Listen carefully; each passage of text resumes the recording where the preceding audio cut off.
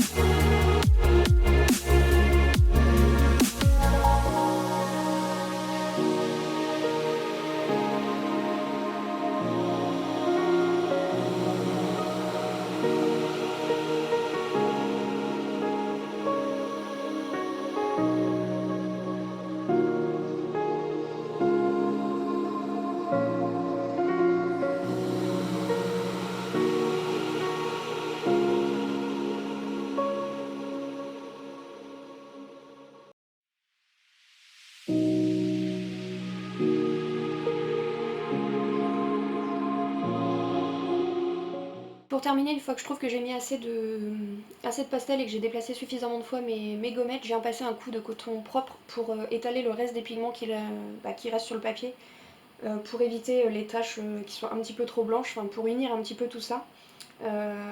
Et je viens prendre le peu de pastel qui me reste dans mon récipient pour éviter de gâcher, pour compléter un petit peu tout ça, et c'est tout ce que vous avez à faire. Donc vraiment c'est super simple, ça prend pas longtemps, en 10 minutes un fond peut être fait. Là le colo, le pastel a un petit peu débordé sur le colo, vous passez un coup de gomme et ça part très bien. J'aurais peut-être dû le dire en début de vidéo, mais ça salit énormément le plan de travail, enfin là où vous coloriez. Donc si vous pouvez le protéger, faites-le. Moi avec une lingette et du produit à meubles, ça part très bien, mais si vous préférez le protéger avant, voilà, je préfère prévenir quand même parce que c'est assez salissant. Donc voilà, j'espère que cette petite vidéo vous aura plu. Dites-moi ça en commentaire, n'hésitez pas à liker et à vous abonner si ce n'est pas encore fait. Sur ce, je vous fais plein de gros bisous et je vous dis à la semaine prochaine pour une nouvelle vidéo. Bye!